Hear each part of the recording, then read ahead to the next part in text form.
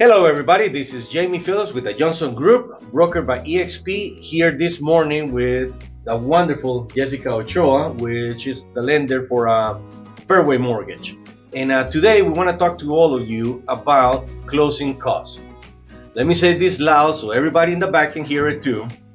When you buy a home, there's still stuff that you need to pay. We call it closing costs, and as the name says, it has to do when you go to the closing of your home, when you're signing all the documents and everything. There are some costs involved, which involves all the parties that help you get that home, i.e.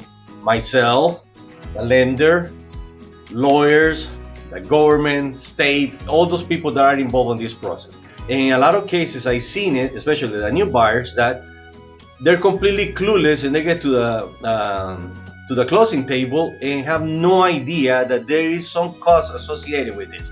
In some cases, you don't have to pay them. You're the buyer, depending on the market. If the market is a buyer's market, then usually, traditionally, the seller will pay for you. Right now, it's a seller's market, so you will have to negotiate that, and very likely, you're not going to get the whole amount paid for.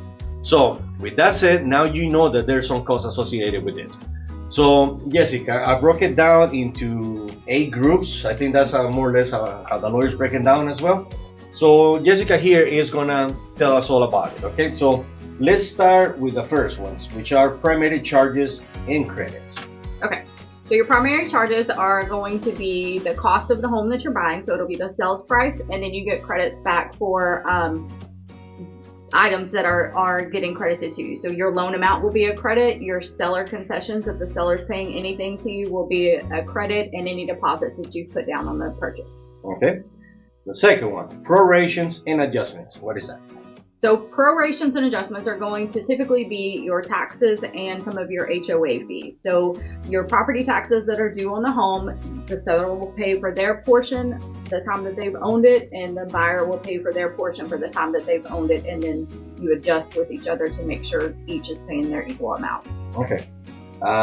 Next one, we have loan charges, which is your favorite program. Yep. So loan charges are any fees that are going to get paid towards the lender or towards the bank. So it will be closing costs that the lender charges, and points that you may have used to bought your rate down, and then also there'll be just a little bit of attorney fees in there, but mostly they're on the front section. Okay.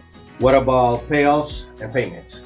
So payoffs are typically going to be for the seller, the payoff of the home that they are selling you, if there is a payoff, and any payments they have due for that. Okay. This is the one that I guess nobody likes. Government and transfer changes. Yeah.